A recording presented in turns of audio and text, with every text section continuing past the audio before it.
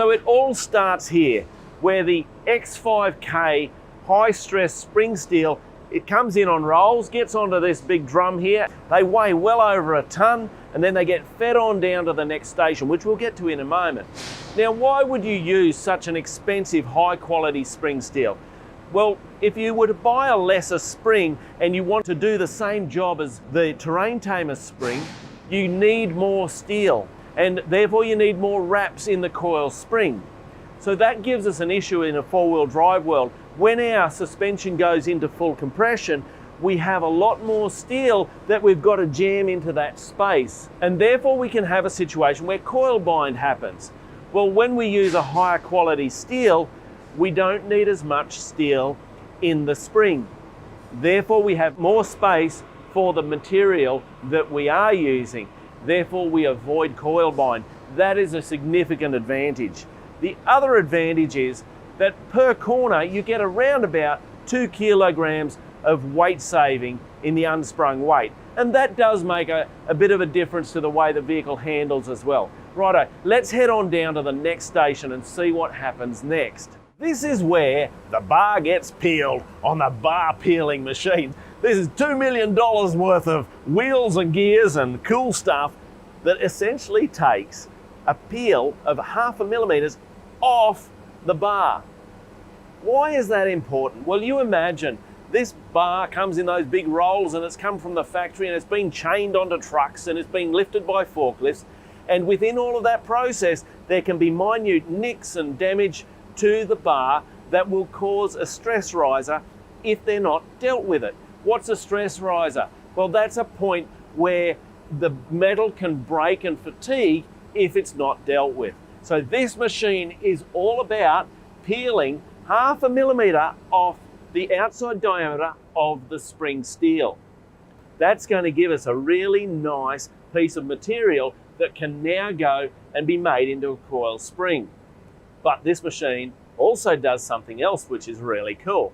Because it's CNC controlled and inside the main head there are 4 cutters that rotate around the bar at around about 3,000 RPM, this machine can taper that bar any way that they would like it to be tapered. And that is the innovation that gives them the progressive rate coil. So the next stage is over here, and it's the furnace. Things are about to heat up. So now that the bars have been skinned alive, well, peeled actually, but anyway, they're ready for the furnace. So this is a natural gas CNC controlled furnace that is running at 980 degrees.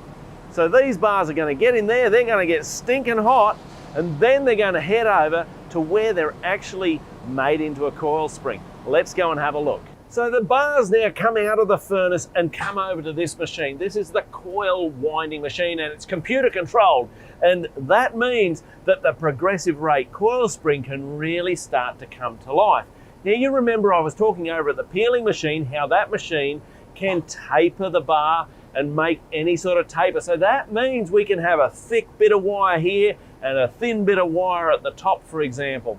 You bring that and put it on this machine, you're going to really get a cool result. You see, this machine can make the coil windings, either a lot of them at the top and a few of them at the bottom, or any other variation we're looking for.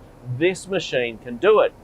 You couple that innovation with the tapered bar, you've now got a very cool coil spring that can be tight at the top and hard at the bottom, or whatever you want. It all happens when it gets to here. Now after this, that coil spring now heads on over to the fiery pit of hell, which is the quenching machine. Let's go and find out what happens over here. This step is called quenching, and it's really critical. You see, when the coil spring comes off the coil winding machine, it's got a hardness, which is measured in Rockwell, of 33, which is really a bit like spaghetti. So it'd be absolutely useless to us. But when we put it in the quenching machine, in this oil bath, which is sitting at about 70 to 80 degrees Celsius, that hardens the steel.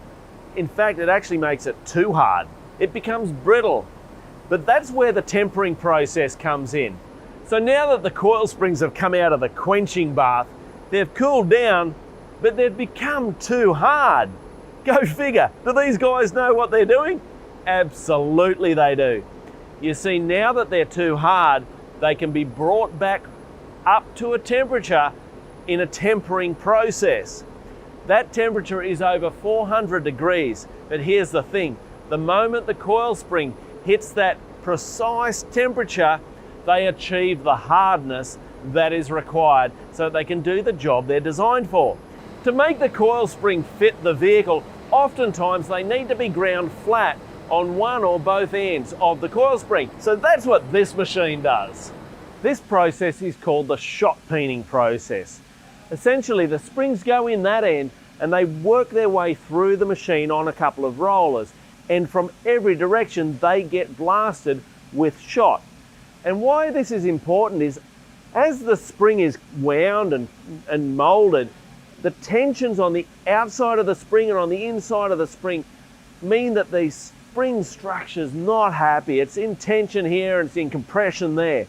By doing this shot peening process, we relieve all of the tension out of the spring, and the spring goes, oh, I've found my happy place. There's another process we need to look at, and it's called the scragging process. Let's have a look. So let's talk about the scragging process. This is where we take the coil spring and we compress it down until it will spring no more. That's a condition we call coil bind. Now, when we release the spring, it's going to have a new free height. That's the height of the spring when it's not doing any work. It's just sitting there. You see, when the spring is made, it has a free height. And if it doesn't go through the coil scragging process, and we were to put that spring into our vehicle, a couple of days later, the vehicle would sag.